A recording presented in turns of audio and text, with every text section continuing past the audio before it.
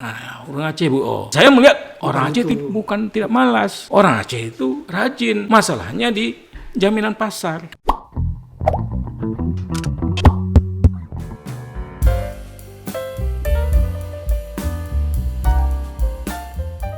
Tapi terlepas pada itu, Bang, saya mulai khawatir nih. Sesungguhnya saya mulai khawatir. Iya. Apa kekhawatiran saya? Saya baca di media, Abang mau DPAW, itu adalah ya. Ya. Nah, itu gimana? Itu pun kan gini, kan DPA ini kan ini, sorry itu. Nggak ada masalah. Saya perlu juga klarifikasi sedikit gitu kan. DPA ini kan juga sebagai partai yang baru yang belum banyak yang masih terus berupaya untuk bisa menyusun regulasi mekanisme partai, manajemen partai yang lebih bagus. Kan ada beberapa kebijakan yang kemudian itu boleh jadi menyebabkan dapat dasar untuk saya di PAW misalnya kan gitu. Tapi dengan ada permasalahan ini kan bisa melahirkan sebuah diskurs baru di PA gitu. Yang tadinya misal pertimbangan dan juga analisis politik kan sebagai pertimbangan sebuah kebijakan tidak terlalu dihiraukan, tapi dengan kami melakukan sebuah sanggahan, ini kan terobosan untuk memperbaiki sistem Partai Aceh ini gitu. Betul. Nah, sehingga apa ke depan nggak berulang lagi.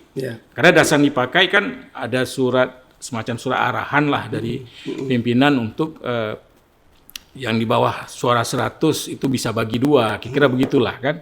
Tapi terlepas dari itu kan saya sering baca Facebook, Bang. Ya. Jadi ini model Juanda yang punya politik gagasan berada di DPR saja mampu melahirkan program, ya, apalagi bekerja sebagai di bidang eksekutif. Tapi terlepas kita sebagai posisi DPR dan keperluan Juanda kader Partai Aceh punya gagasan terbukti, ya, lalu di PAW. Nah, bagaimana orang-orang yang tidak bekerja? Makanya saya khawatir. Makanya maksud saya gini, PA ini menjadi sebuah partai yang kuat ke depan itu perlu ada berbagai masalah-masalah yang dihadapinya gitu. Perlu banyak ujian yang harus dihadapi oleh PA gitu. Tentunya kader-kadernya lah gitu kan. Dan apa yang kami alami itu kan salah satu proses untuk terus menguatkan Partai Aceh gitu. Dan kami sedang melakukan itu. Yakin menguatkan atau malah mundur? Yakin, karena meskipun kita melakukan sanggahan, akan ada analisa baru, misalnya ada kalkulasi politik misalnya dari Mahkamah Partai terhadap posisi kami, misalkan gitu. Dan kemudian akan ada penyelesaian misalnya. Dan kalaupun misalnya kemudian kami dipaksakan untuk PAW misalnya, kan ada mekanisme-mekanisme lain yang bisa kita atur. Yang penting kan kita tidak lari dari Partai Aceh gitu.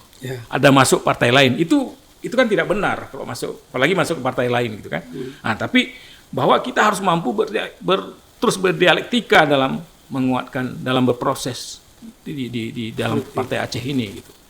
Karena saya baca aja Juanda yang punya gagasan baru 2 tahun, 3 tahun, berapa tahun sudah? 2 tahun setengah. 2 tahun setengah punya gagasan, terbukti dengan jaringan lobby segala macam. Nah, sedangkan ada banyak kawan-kawan lain nggak bekerja. Biasalah itu kan. Dan ini tantangan yang akan terus dihadapi oleh setiap partai politik gitu kan. Terutama misalnya PA yang boleh kita katakan ini kan PA ini kan baru berdiri berapa tahun dari 2007, baru 13 tahun gitu, 14 tahun gitu kan. Tapi jadi, kan suara PA kan menurun. Nah, apakah potensi ini ada posisi 2 tahun lagi kan? Yang kosong. Karena dijabat oleh PJ.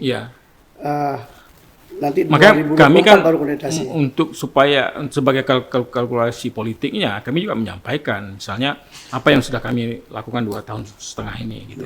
Apa yang kami rencanakan hari ini supaya memastikan dalam 2 tahun ke depan karena ini akan dipimpin oleh penjabat misalnya. Ini strategi apa, skenario apa yang harus kita mainkan supaya di 2024 PA ini kembali menjadi pimpinan di PRK Aceh besar gitu. Dan bahkan kita bisa menangkan di 2020 di pilkadanya misalnya. Dan tentunya kan para petinggi di partai harus mempertimbangkan ini gitu. Betul. Harus mampu membaca dan harus mampu itu. Dan mereka harus bersikap terhadap ini. apakah ini yang mau ditempuh atau misalnya kan begitu, ada langkah lain yang mau dia tempuh gitu. Jadi win-win solution itu tak harus mereka dapatkan gitu. Dan ini cerita menarik nih di dalam tubuh Partai Aceh kalau mampu kita bisa mencapai pada titik ini. Gitu. Karena kan kita melihat beberapa kader di Partai Nasional misalnya, yang bukan di Aceh, yang di nasional. Baik itu eksekutif ya, untuk gubernur misalnya, bupati atau legislatif, anggota dewan, yang punya gagasan terbukti dipercaya oleh masyarakat, malah mendapat dukungan kan dari partai nasionalnya. Bukan di Aceh ya, di luar. Nah, kami melihat di Aceh kan ini anomali ini. Iya, betul. Dan saya yakinlah bahwa inilah sebuah proses menarik sebenarnya di Partai Aceh yang kemudian ini akan menguatkan Partai Aceh. Gitu ya. Begitu. Dan saya berkomitmen untuk mewujudkan itu. Oke. Karena gagasannya itu, gagasan masuk pun bukan di Aceh kan? Iya. Gagasannya masuk ada cita-cita jangka panjang nih yang sedang kita bangun kan. Sebenarnya dulu misalnya ketika kita bangun konsorsium Aceh Baru itu juga sebuah cita-cita jangka panjang. Jadi bagaimana kita bisa belajar di masa lalu yang pahit, yang gemilang misalnya, untuk kemudian bisa menjadi pembelajaran bagi kita untuk membangun sebuah imajinasi politik dalam membangun masa depan kita gitu kan itu. Jadi dan langkah saya itu kan tidak lepas dari skenario Aceh Baru itu gitu. Terlepas dari situasi politik yang mau dipawe, kemudian juga Sibrih ini sudah mulai jalan. Ya. Ada gagasan baru berikutnya? Ya, jadi salah satu gagasan kita kan ini di perayaan HUT Kota Janto ini kita akan bulan Mei ya. Kita akan merilis sebuah buku, sebuah catatan-catatan dari ya intelektual Aceh ya, bukan hanya intelektual Aceh besar. Merinding saya. Karena kita yakin bahwa hari ini kan Banda Aceh besar ini kan mulai tinggal misalnya orang-orang yang tadinya mengklaim bahwa Aceh besar, tapi kita ini sungguh luar biasa di tulisan-tulisan yang masuk untuk buku ini dari seluruh Aceh gitu. Jadi ini menjadi sebuah catatan-catatan penting untuk membangun masa depan Aceh besar gitu. Saya baca flyer itu. Iya. Masuk ke saya. Jarang-jarang anggota dewan punya gagasan menulis buku. Dan bukunya bukan buku personal, tapi buku pembangunan untuk masa depan Aceh. Ya. Dan nanti setelah ini kita rilis, setiap bulan kita akan lakukan bedah setiap tema ini. Kita akan undang dari penulis untuk membedahnya dan menemukan ide-ide kecil yang itu bisa yang memungkinkan kita jalankan gitu. Dari diskusi itu kan. Itu yang sedang kita coba lakukan karena sebelumnya lagi kan saya menulis juga tentang Aceh Lesago itu. Oh ya. Mana bukunya? Jadi gagasan itu kan bahwa pembangunan yang mau saya sebenarnya inti dari gagasan Aceh Lesago ini kan bahwa regional based development gitu. Jadi ini yang saya mau tawarkan bahwa untuk membangun Lesago itu Banda Aceh besar, Banda Aceh Sabang. Aceh Sabang lah gitu kan. Walaupun dilihat peta Aceh ini kan Aceh Lesago juga kan gitu. Gitu. Ya. Tapi dalam konteks hari ini bahwa ada 3 kabupaten kota yang ada di ujung Pulau Sumatera ini, ini menjadi harusnya bisa menjadi sebuah pendekatan perencanaan pembangunan yang regional gitu. Jadi Banda Aceh besar, Banda Aceh dan Sabang ini harus menjadi satu kesatuan kawasan yang kemudian saling mendukung dalam pembangunannya, dalam memajukannya gitu kan gitu. Jadi misalnya hari ini air bersih untuk Banda Aceh itu dari Aceh besar. Jadi bagaimana ini kolaborasi? Apakah mesti ada 2 PDAM? Kenapa nggak bisa satu PDAM gitu? Yang manajemennya bagus, yang kemudian kita mampu memproduksi air bukan hanya untuk konsumsi, tapi juga konsumsi warga misalnya, tapi juga bisa memproduksi air dengan skala yang kemudian bisa skala ekspor gitu. Karena kebutuhan air minum di Malaysia itu juga masih sangat tinggi gitu. Betul. Jadi kita punya sumber air Janto, Kung Jalin Janto itu punya air yang luar biasa gitu. Kan gitu. Ini salah satunya misalnya yang mau kita tawarkan. Khususnya di Aceh besar. Selain Sibrih itu ini kan ada sebuah tantangan baru di Aceh ya. Bahwa defisit neraca perdagangan kita ini sungguh tinggi gitu. Oh gitu. Ya. Sehingga defisitnya itu mencapai 44,5 triliun itu. Jadi sekarang posisi Aceh besar defisit. Enggak, maksudnya di neraca perdagangannya. Oh, oke. Ya, Acehnya gitu kan. Jadi salah satu kontribusinya kan di bawang merah misalnya. Ya. Bawang merah itu 16.764.000 ton defisit kita. Defisit. Jadi saya berpikir kenapa Aceh Nggak Besar dorong ke situ.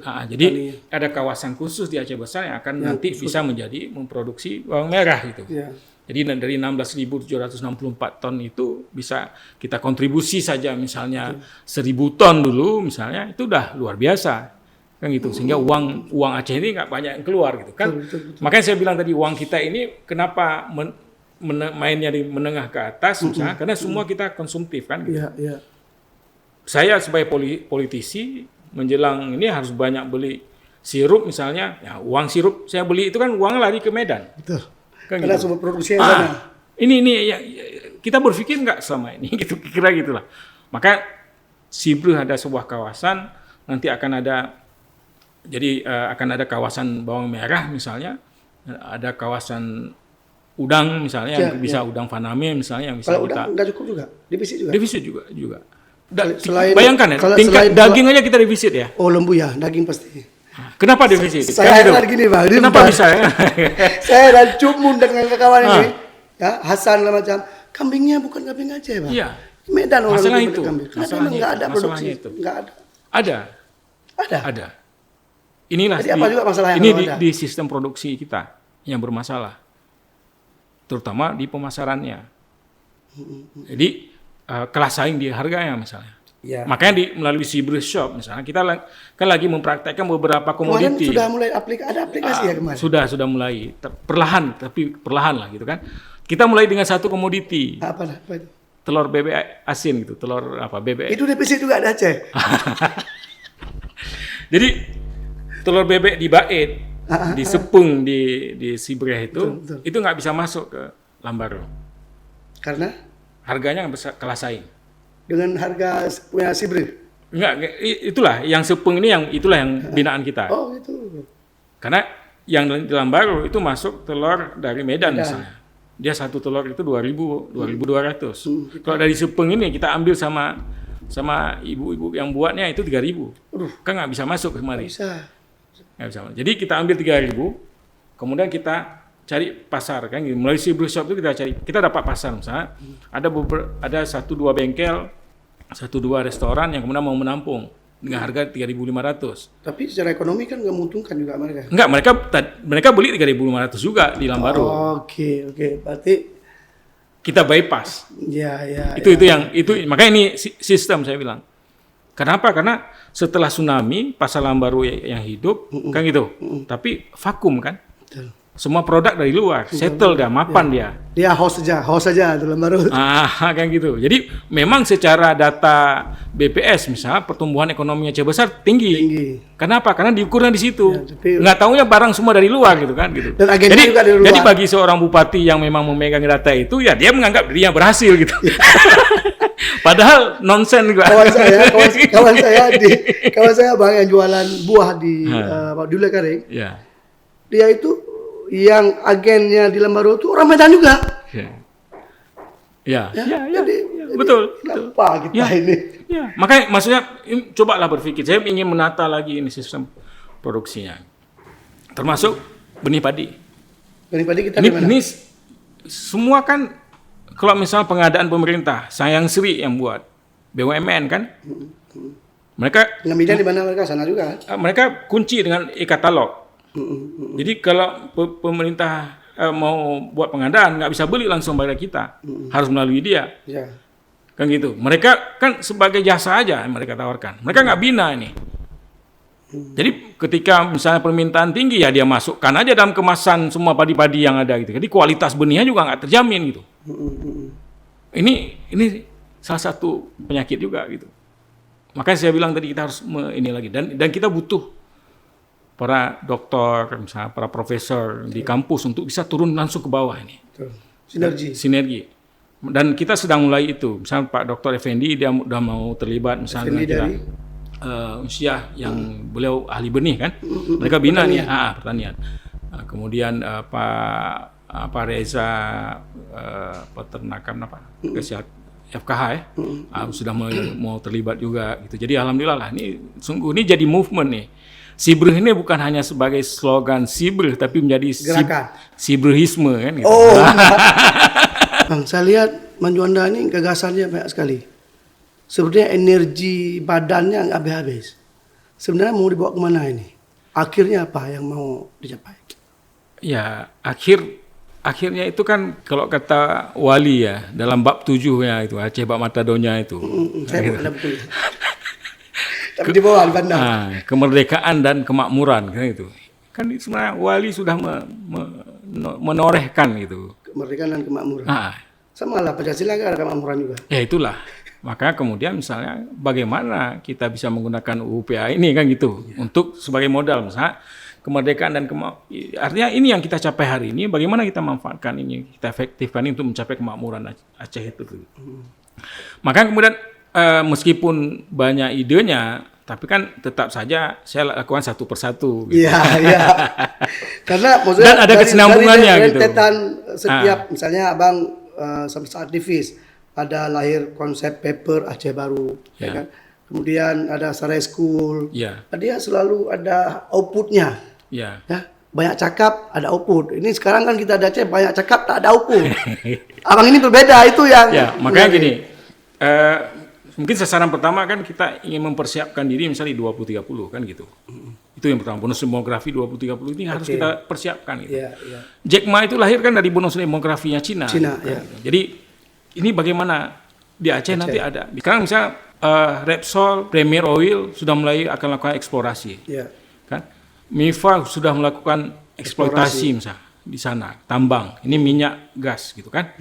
Kemudian Tampur renewable energy, kan gitu. Semua ini kita bagaimana mempersiapkan kita gitu. Ya, sumber daya manusia Aceh gitu. Untuk bisa terlibat di semua lini itu. Kan gitu. Jadi maka saya berpikir, oh ternyata ini harus mulai dari akar rumput gitu. Jadi harus terjadi sebuah konsolidasi. Skenario Aceh Baru itu adalah sebuah konsolidasi kaum menengah sebenarnya untuk melahirkan gagasan yang kemudian gagasan ini bagaimana kita implementasikan ke akar rumput supaya apa? Supaya melahirkan kelas menengah baru yang visioner. Kayak gitu kalau katanya. Kira-kira begitulah. Rumusnya. Dan kalau kita lihat Nabi Muhammad kan juga melakukan demikian gitu. Beliau ini berangkat dari konsolidasi kelas menengah gitu kan. Bahwa ada Khadijah, ada Abu Bakar, semua itu support. Yang kemudian dia turun ke bawah membangun umatnya sampai itu butuh waktu panjang juga gitu. Jadi maka kemudian apalagi misalnya kita 72% adalah petani. Begitu tiba-tiba damai mereka mayoritas orang Aceh adalah low skill misalnya. Yang punya skill, ini pada keluar kan gitu. Betul. Jadi kita harus memikirkan untuk melahirkan kelas menengah baru yang visioner itu. Memang ada beberapa misalnya Irwandi pernah mengirimkan anak Aceh misalnya ke luar negeri misalnya dan sebagainya. Tapi kan secara idealisme mereka pulang itu kan tidak dikuatkan, tidak dipersiapkan dari awal, hanya sebatas mengirimkan. Kan gitu. Tapi kalau misalnya coba anak-anak Aceh sebelum dia dikirim mereka di training keacehan yang kuat, dibangun akidah Aceh itu supaya nanti bisa mereka di sana bukan hanya mereka belajar tapi mereka networking misalnya. Jadi mereka pulang mereka udah siap. Ini yang dilakukan sama Lee Kuan Yew. Ini yang dilakukan oleh Taiwan misalnya. Kan gitu. Ini yang dilakukan oleh Afrika Selatan misalnya. Kenapa kita nggak memikirkan itu gitu? Makanya saya terpikir lagi, banyak mayoritas low skill misalnya, dan langkah yang sangat memudahkan kita mulai adalah di sektor real, karena memang mereka sudah menanam selama ini, mereka sudah produksi, masalahnya kan di jaminan pasar. Cuman selama ini misalnya ada juga banyak juga orang kita beranggapan bahwa orang Aceh saya melihat orang Aceh itu bukan tidak malas, orang Aceh itu rajin, masalahnya di jaminan pasar. Ini yang dilakukan sama Erdogan misalnya. Jadi dia dia dalam sebuah pidatonya di Parlemen Uni Eropa, kebetulan saya waktu itu magang waktu short course itu di situ, dia bilang begini, satu yang kami punya dan tidak kalian punyai, itu dia disampaikan di depan pemimpin-pemimpin Eropa yang waktu itu Turki mau jadi anggota EU, gitu kan, yang ditentang sama Turki, sama Prancis gitu. Jadi satu yang kami punya dan tidak kalian, dan hari ini ada di negara kalian semua. Anak muda, dia bilang. Anak muda Turki. Anak muda Turki. Berada, ya. Jadi Turki itu kan untuk jaminan pasarnya, dia membuat misalnya di setiap basement apartemen itu ada kedai kelontongnya Turki kan gitu. Dan kebab Turki. Kebab Turki gitu. Halal meat-nya Turki gitu. Jadi petani terlihat otomatis sederhana, ya? Petani otomatis kan ada jaminan pasar. Ini yang dikelola sama negara. Pasar. Makanya saya waktu pulang short course ini, saya ke Malaysia buat, kalau bahasa kerennya apa? Market intelligence. Kayak gitu. Ya. Saya, ini kita nggak perlu kirim orang nih. Makanya abang tahu berapa jumlah kedai runcit orang Aceh.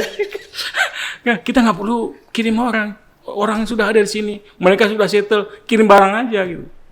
Betul. Saya terobos itu. Saya masuk, saya jumpain dengan Ketua Datuk Nurdin, Ketua Komisi Nasional Koperasi Malaysia. Bisa nggak ini dari Aceh gitu.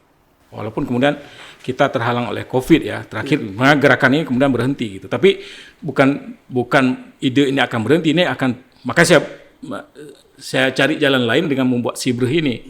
Lebih bagus saya menyiapkan dulu produknya yang nanti akan bisa kita pasarkan dulu di pasar kita. Lebih dari ini baru kita pikirkan ekspor ke sana misalnya. Jadi dalam 2-3 tahun ke depan kita kalau mau ekspor sudah bisa karena kita sudah ada sistem ini kan gitu. Yeah.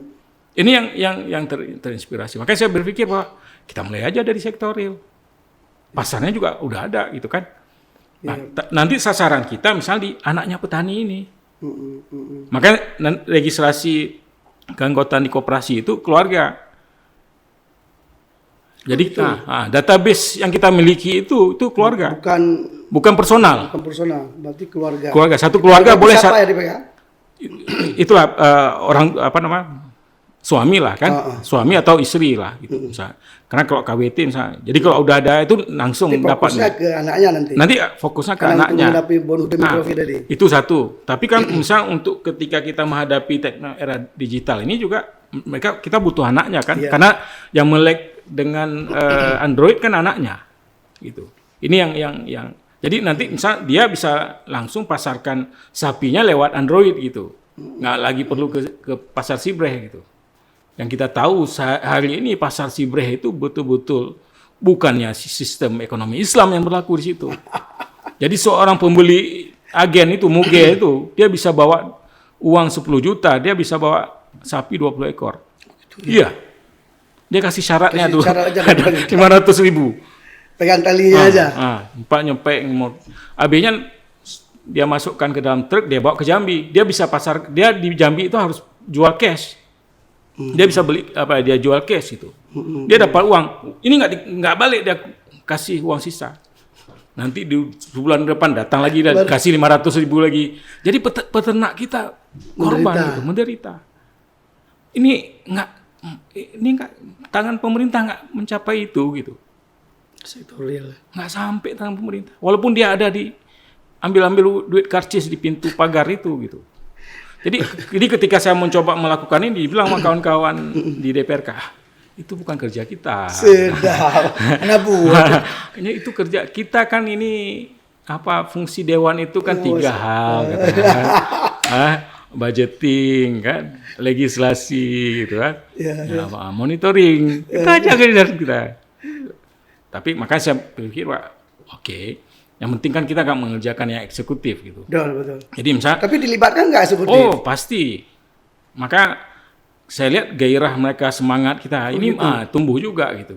Karena kan di sini kan terlibat BPP misalnya. Badan Penyuluh Pertanian provinsi enggak di kabupaten kan, di kecamatan punya BPP itu terlibat, saya ajak terus. Jadi saat saya mulai dengan mereka, saya minta mereka untuk buat ada kebun-kebun demplot yang kemudian bisa mereka menjadi income bagi mereka dan juga menjadi contoh ketika mereka ajarkan ke petani gitu. Nah, jadi target kita adalah anaknya ini, kan gitu, anaknya petani ini. Jadi kalau misalnya hari ini mereka ada di SMA, berarti kira-kira mereka butuh waktu 4-5 tahun di kuliah, kan gitu. Di tahun 2028 mereka sudah tamat kuliah gitu. Betul.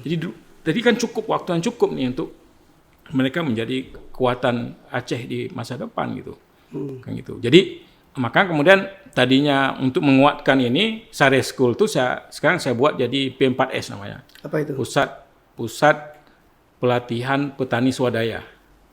Khusus Untuk petani. Petani apa? Itu ada jagung, ada inilah, kan gitu. Itu yang Tapi udah eksis Sare itu School. sudah jalan lah kan. Nah, tapi untuk karena ini sektor real misalnya dan kita akan masuk ke era industri ke depan karena Premier Oil sudah mulai. Nah, kita buat yang dalam waktu dekat ini akan kita buat semacam FGD untuk ini adalah ASMI namanya. Apa itu? Aceh School of Mines and Energy. Memang betul. Jadi untuk menyiapkan manpower. Jadi orang Aceh supaya jangan lagi menjadikan diri mereka sama di tahun 1873 ya. Ya. Ketika Belanda datang masuk ke hutan-hutan Aceh untuk mencari tambang Aceh, orang Aceh itu hanya sebagai kurir gitu. Jadi ini ASMI ini kira-kira gitu kan. Itu 1873. Apakah di 2023 orang Aceh juga akan berlaku demikian? Tetap menjadi kurir bagi perusahaan-perusahaan asing yang akan masuk kemari untuk mengambil sumber daya alam kita. Maka ASMI ini bisa menjadi target kita. Lokusnya di mana ada rencana? Yang mana? ASMI ini. Untuk sementara kan di Banda Aceh kan tempat kita. Jadi kita akan melakukan untuk jangka pendeknya kita akan kerjasama dengan beberapa sekolah sertifikasi tahap tambang dan profesi itu untuk misalnya anak-anak muda Aceh yang sudah tamat misalnya di Unsia atau di mana itu bisa kita fasilitasi. Ini bulan puasa ini tanggal 19 kita udah mulai FGD pertama. Emang. Jadi alhamdulillah kebetulan ada anak muda yang khusus itu. Saya kan hanya Abang kan latar belakang teknik juga kan? Ya saya teknik mesin. Oh iya. Paling enggak saya kembali lagi kan. Adalah sedikit. Adalah kan. Ternyata kan kembali juga kan gitu. Jadi kira-kira gitulah kan. Jadi ketika kita masuk pada era industri pun kita udah ready gitu. Nah, tapi target kita pertama untuk sertifikasi dan alhamdulillah kemarin malam itu ada yang hubungi saya, beliau katakan ada karena beliau ikut di IG saya gitu kan, ada sebuah sekolah oil and gas di Malaysia tertarik untuk kemudian bekerja sama. Padahal kita belum ada badan hukum ya, tapi ini sungguh luar biasa nih kan gitu.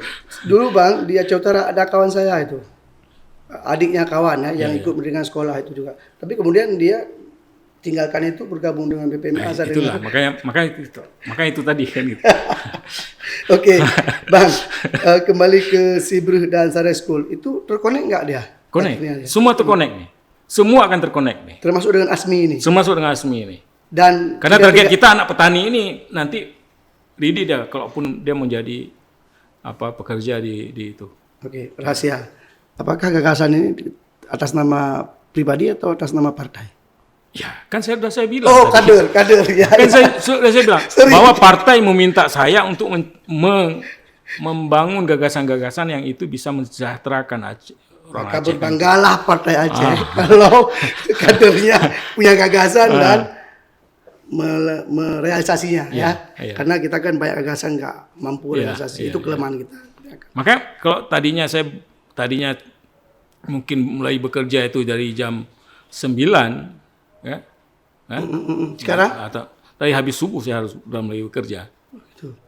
Jadi saya buat janji-janji untuk pertemuan-pertemuan itu biasanya setelah subuh saya udah buat pertemuan-pertemuan gitu. Jadi waktu istirahat berapa jam? Ya kurang jam 12 lah sampai jam 5 lah subuh. 5 jam cukup lah kan. Kalau jam 12 harus tidur. Karena kalau setelah jam 12 saya belum tidur, saya nggak bisa tidur lagi gitu. Begitu. Kan sebelum usia sekarang kan udah 46. Ya, 77 ya, 45 ya. Artinya harus banyak istirahat. Ya, itu maksudnya. Ya, insyaallah. Kesadaran, karena kan kebaikan aktivis kesehatan. Betul. Nggak jago menjaga. Betul. Jago yang lain tapi untuk diri pribadi kan susah. Tapi abang harus jaga kesehatan. Ya, insyaallah. Kekerasan banyak dan dengan kesehatan bagus kuat, kita akan banyak yang bisa kita lakukan. Ya. Oke, baik bang. Ya. Bang, selain buku ini, buku apa lagi? Yang berapa judul udah bang tulis buku? Kalau artikel saya lihat banyak kali. Saya tadi search sebelum bang datang, saya searching tadi. Banyak juga artikelnya. Dulu ada pernah saya terlibat waktu masa konflik itu, tulis satu buku hidup dan bertahan di wilayah konflik. Gitu. Sama siapa tulis sendiri? Itu almarhum Pak Azwar, Bang Azwar Nurdin ya, Azwar yang forum LSM dulu. Wisman Rahman, saya Asia waktu itu. Tapi yang saya yang tidak cok silop waktu itu. Waktu konflik itu kan. Saya bertahan di Sare waktu itu kan. Ya, makanya ada Sare School itu. Makanya ada Sare School. Oke, baik bang. Makasih bang atas kehadiran Sago. Makasih bang. Makasih. Jika video ini bermanfaat untuk Anda, silakan subscribe, like, dan nyalakan loncengnya.